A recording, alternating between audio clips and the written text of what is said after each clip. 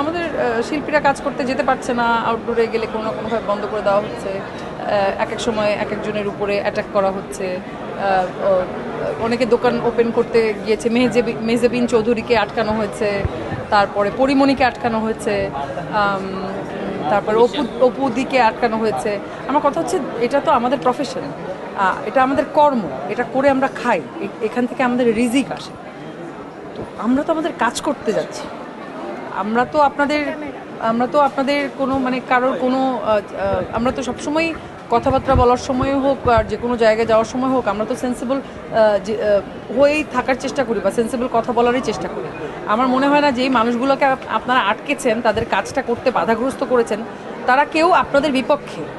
আপনারা পক্ষপাতিত্ব তৈরি করে আমাদেরকে একঘেয়ে করে দেওয়া বা আলাদা করে দেওয়ার কোনো মানে নাই। আমরা আপনাদেরই প্রতিনিধি, আপনারাও আমাদেরই প্রতিনিধি।